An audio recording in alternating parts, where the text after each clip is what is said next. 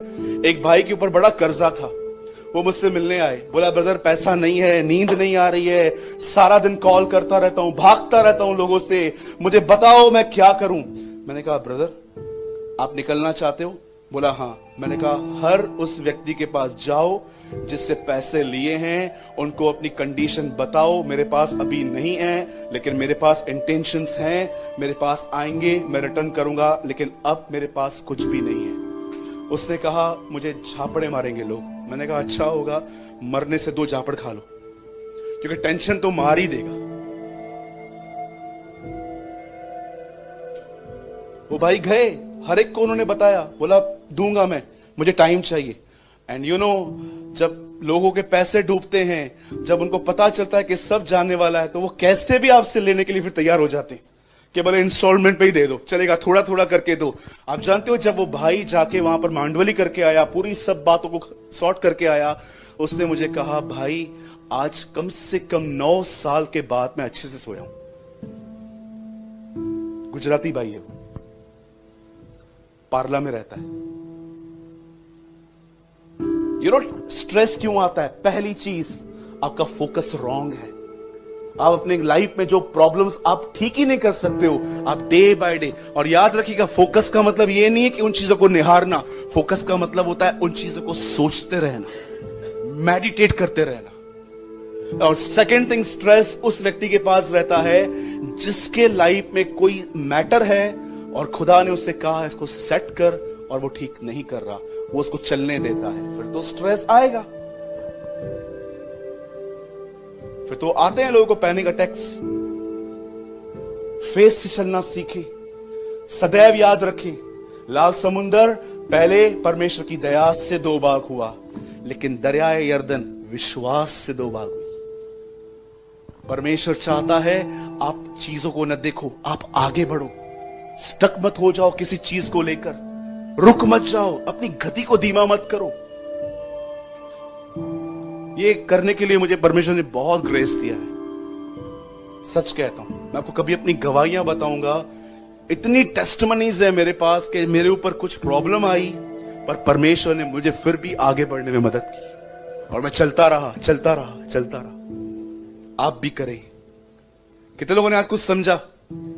चलिए एक रिवाइंड कर लेते हैं। मैं आपसे पूछना चाहता हूं, बताइए लाल समुंदर 2 भाग क्यों हुआ? परमेश्वर की, इसमें इजराइल के लोगों का कोई पार्ट नहीं था। लेकिन यर्दन नदी क्यों 2 भाग हुई? विश्वास से चलने के लिए। तो एक ये लेसन है, स्टार्टिंग के डेज में जब प्रभु में आओगे तो परमेश्वर आपको बहुत कुछ ऐसे ही देता है, लेकिन एक टाइम ऐसा आता है जब परमेश्वर आपको देखता है, देख सूरज कुछ भी चीजें ठीक नहीं है, आगे बढ़ेगा? यस लॉर्ड, चल आगे बढ़। और जैसे हम पैर रखते हैं चीजें बदलना शुरू होती हैं, चीजें बदलना शुरू होती हैं।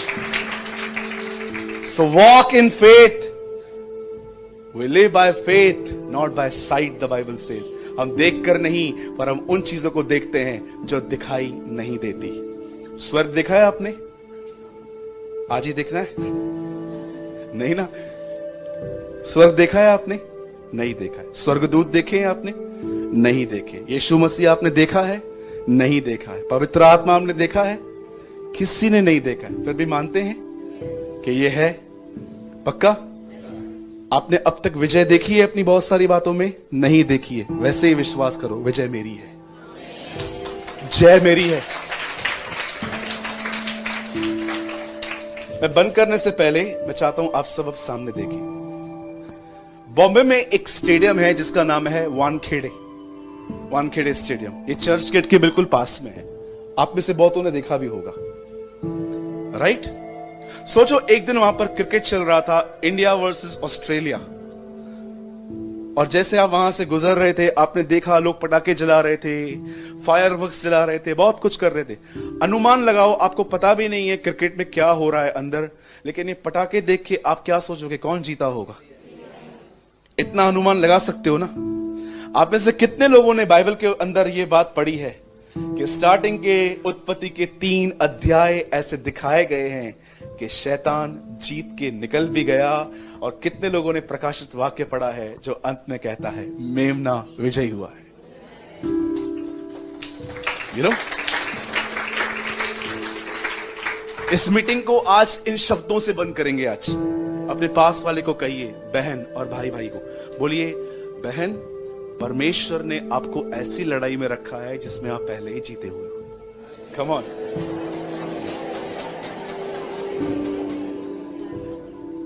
कहिए मेरे पीछे, प्रभु ने मुझे ऐसी लड़ाई में रखा है जिसमें मुझे पहले ही बता दिया गया है कि मैं जीता हुआ हूं।